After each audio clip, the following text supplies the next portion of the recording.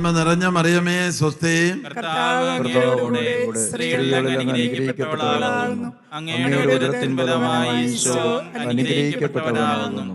പരിശുദ്ധ മറിയമേ തമ്പുരാന്റെ അമ്മേ, പാപികളായ ഞങ്ങൾക്ക് വേണ്ടി ഇപ്പോഴും ഞങ്ങളുടെ മരണസമയത്തും തമ്പുരാനോട് അപേക്ഷിച്ചുകൊള്ളണമേ. ആമേൻ. നന്മ നിറഞ്ഞ മറിയമേ സ്വസ്തി എന്ന് ആര് പറഞ്ഞതാ? ഗബ്രിയേൽ മാലാഖയിലൂടെ ദൈവം പറഞ്ഞതാണ്. അത് എഴുതപ്പെട്ട വചനമാണ്. ആണോ? നന്മ നിറഞ്ഞ മറിയമേ നിനക്ക് സ്വസ്തി, കർത്താവ് നിന്നോടുകൂടെ. അടുത്ത വചനം പറഞ്ഞത് എലിസബത്താ. സ്ത്രീകളിൽ വാഴ്ത്തപ്പെട്ടവൾ നീയേ, നിന്റെ ഉദരത്തിൻ ഫലമായി ഈശോ വാഴ്ത്തപ്പെട്ടവനാകുന്നു.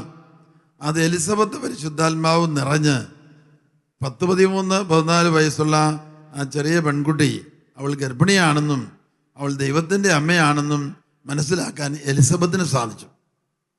അപ്പം എലിസബത്ത് പരിശുദ്ധാത്മാവ് നിറഞ്ഞ പറഞ്ഞതാണ്, സ്ത്രീകൾ blessed are you among women, സ്ത്രീകളിൽ വാഴ്ത്തപ്പെട്ടവൾ നീയേ, നിന്റെ ഉദരത്തിൻ ഫലമായി ഈശോ വാഴ്ത്തപ്പെട്ടവനാകുന്നു.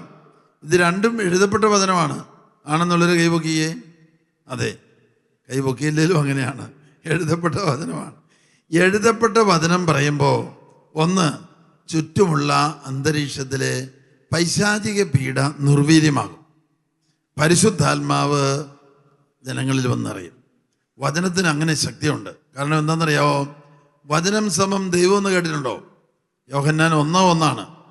യോഹന്നാൻ 1:1. ആദിയിൽ വചനമുണ്ടായിരുന്നു, വചനം ദൈവത്തോട് കൂടെയായിരുന്നു, വചനം ദൈവമായിരുന്നു. ഹല്ലേലൂയ. ഹല്ലേലൂയ.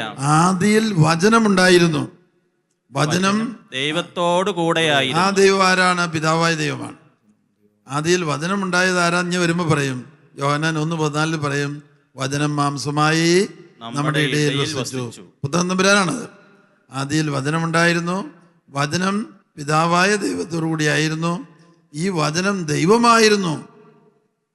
യോഹന്നാൻ 1:14 പറയാണ്, വചനം മാംസമായി നമ്മുടെ ഇടയിൽ വസിച്ചു. ഹല്ലേലൂയ. ഹല്ലേലൂയ.